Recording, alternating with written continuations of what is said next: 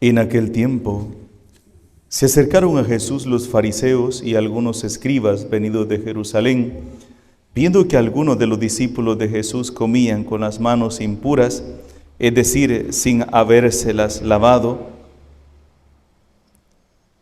Los fariseos y los escribas le preguntaron: ¿por qué tus discípulos comen con manos impuras y no siguen las tradiciones de nuestros mayores? Los fariseos y los judíos en general no comen sin lavarse antes las manos hasta el codo, siguiendo la tradición de sus mayores. Al volver del mercado, no comen sin hacer primero las abluciones y observan muchas otras cosas por tradición, como purificar los vasos, las jarras y las ollas. Jesús les contestó: «Qué bien profetizó Isaías sobre ustedes, hipócritas, cuando escribió: Este pueblo me honra con los labios, pero su corazón está lejos de mí. Es inútil el culto que me rinden, porque enseñan doctrinas que no son sino preceptos humanos. Ustedes dejan a un lado el mandamiento de Dios para aferrarse a las tradiciones de los hombres». Después añadió: «De veras son ustedes muy hábiles para violar el mandamiento de Dios y conservar su tradición, porque Moisés dijo: honra a tu padre y a tu madre. El que maldiga a su padre o a su madre morirá. Pero ustedes dicen: si uno dice a su padre o a su madre, todo aquello con que yo te podría ayudar es corbán, es decir, ofrenda para el templo, ya no puede hacer nada por su padre o por su madre. Así anulan la palabra de Dios con esa tradición que se han transmitido y hacen muchas cosas semejantes a esta». Palabra del Señor. Cuando nosotros vamos a misa, vamos a aprender a escuchar la palabra de Dios y a ver qué nos dice la palabra de Dios a cada uno de nosotros. El sacerdote, por ser quien está presidiendo la Santa Eucaristía, no es el que está repartiendo, no, está reflexionando, haciendo una reflexión para todos, e incluyendo él mismo. El sacerdote, cuando escucha la palabra de Dios, también agarra su pedacito y también se cuestiona si está cumpliendo la palabra de Dios o no la está cumpliendo.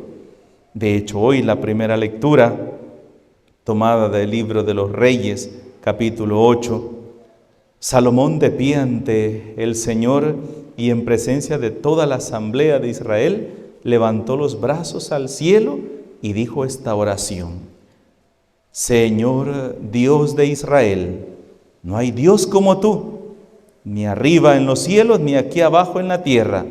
Tú eres fiel a la alianza que hiciste con tus padres y les muestras tu misericordia cuando cumples de todo corazón tu voluntad.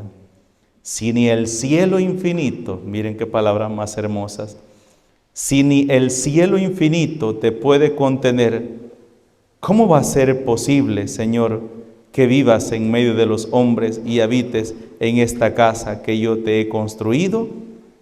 Pero ciertamente atenderás a la oración de tu siervo y a su plegaria, Señor Dios mío, y oirás el clamor y la oración de tu siervo, que tu siervo hace delante de ti.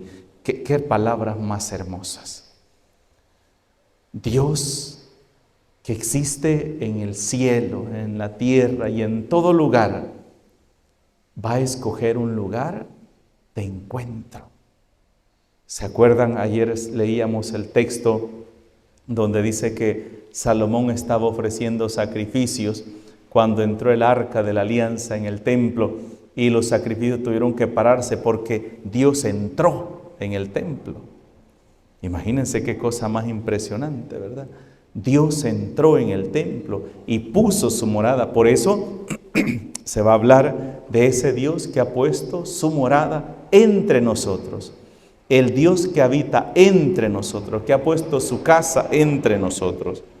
Bien, si estamos hablando de ese Dios que está entre nosotros, que está con nosotros y que de manera especial ha elegido un lugar y es su casa, la iglesia, cada uno de nosotros cuando venimos a la iglesia, venimos a tener un encuentro con Él, a tener una reflexión de cómo estamos llevando nuestra vida, a dejar que sea Dios quien nos hable, quien nos toque, incluso que nos cuestione, porque hoy Jesús dice unas palabras fuertes a un pueblo que se creía dueño de la palabra de Dios y se creía tan dueño que malinterpretaba, utilizaba la palabra de Dios para dañar, para destruir, o incluso agarraban esto que les conviene y esto que no les conviene, no, esto no lo vamos a mencionar.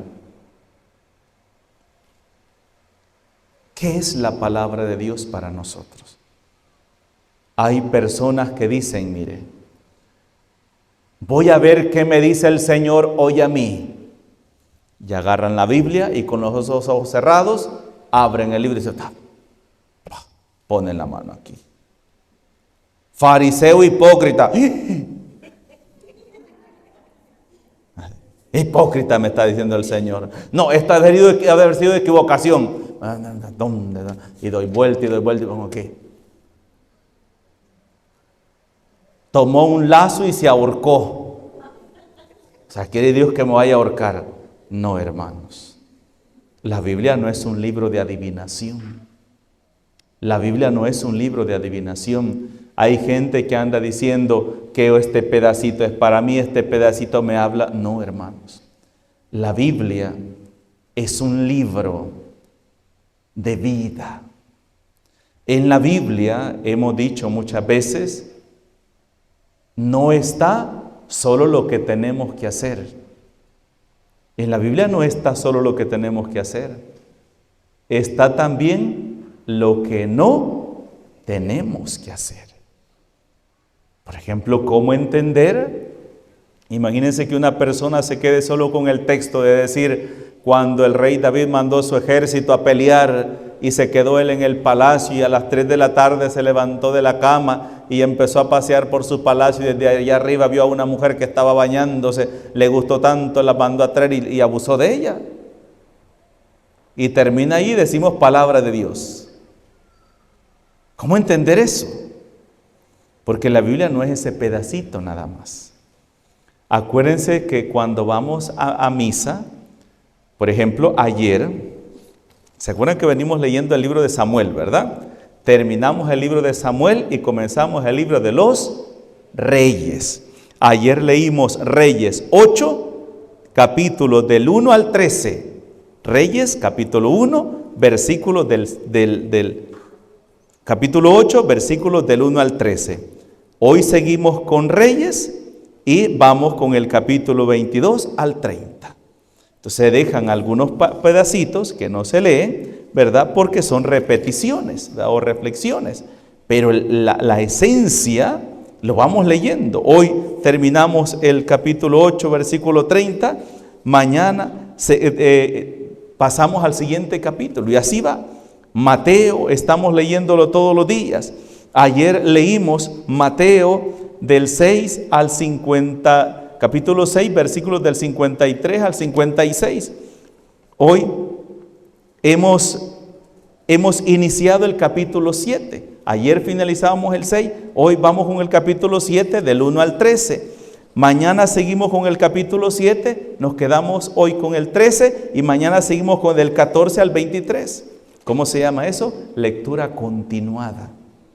O sea, significa que estamos haciendo una lectura continuada de toda la Sagrada Escritura y vamos haciendo una reflexión.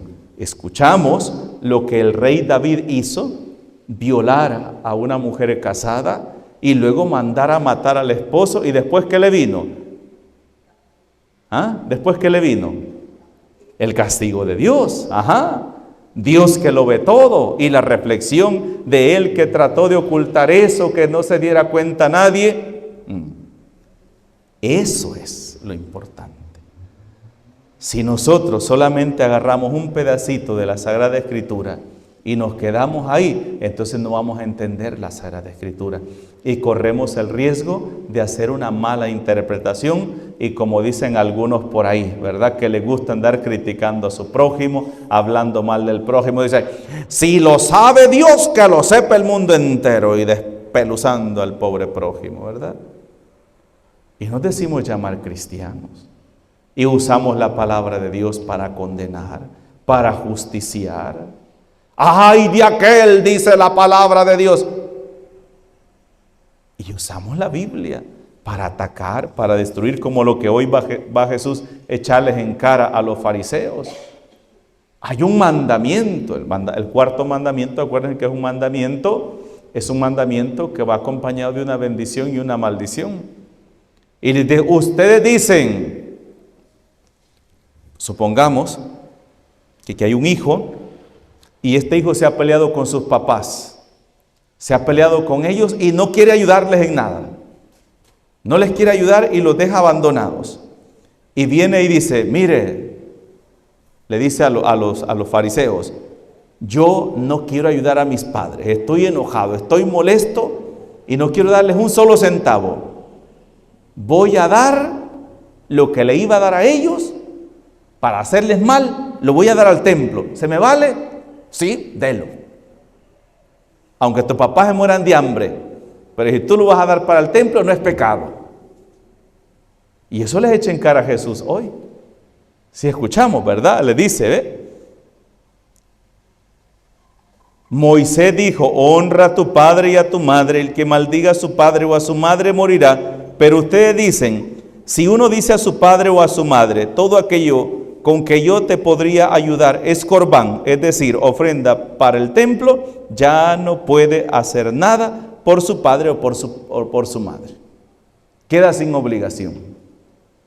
¿Qué era eso? Un precepto humano. Un precepto humano.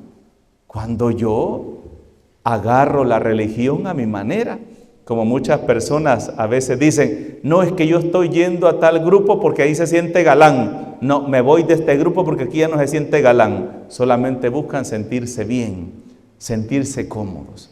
Cuando en realidad uno va a la iglesia, y esto es lo que no tenemos que olvidar nosotros nunca, uno va a la iglesia para escuchar la palabra de Dios, para ponerla en práctica y ser una mejor persona. Y no puede ser usted una mejor persona si no es un buen cristiano. Si no es un buen cristiano, si no tiene temor de Dios, si no tiene amor a su prójimo, si no tiene respeto a su prójimo, si no hay amor en su prójimo, hacia su prójimo, porque eso solamente lo enseña Dios. A eso venimos a la iglesia, hermanos. A eso venimos. Por eso el Papa Francisco va a decir, si tú así como entraste a la iglesia, así saliste, tienes un serio problema, porque cuando uno va a la iglesia, lo que busca es que el Señor le ayude a obrar un cambio en nuestras vidas. Y si yo estoy fallando, si yo estoy cometiendo un error, háblame, Señor, háblame, hazme ver en qué estoy fallando, pero no permitas que me pierda. Ese es el verdadero espíritu de un cristiano, aquel que busca en la palabra de Dios la verdad para ponerla en práctica en su vida diaria. Y si a veces duele, como dice la palabra de Dios, si yo que soy una vasija y esta vasija no sirve y está rota, Señor, hazme de nuevo, aunque me duela, aunque tenga que doblar mi capricho, aunque tenga que doblar mi soberbia, pero hazme, Señor, una nueva persona. Hazme, Señor. Y saben, hermanos, ¿saben? Eso solamente se va a entender cuando alguien va a hacer un retiro de inicio. Cuando una persona tiene un encuentro con el Señor y en ese encuentro reconoce que la vida que ha estado llevando no es la vida correcta. Yo sí he visto personas llorar llorar de arrepentimiento, de dolor, por haber fallado a sus hijos, a su madre, a su esposa, a su esposo. Yo los he visto llorar y decir perdón. Eso significa doblegar. Pero no esperemos a ir a un retiro para que sea el Señor quien abra nuestros ojos y nos haga ver nuestros errores. Y esos errores, tratar de cambiarlos día con día, porque acuérdense que la conversión es un proceso que acaba hasta que nos morimos, y esa conversión consiste en aquella lucha diaria por hacer la voluntad de Dios. En el nombre del Padre, del Hijo y del Espíritu Santo. Amén.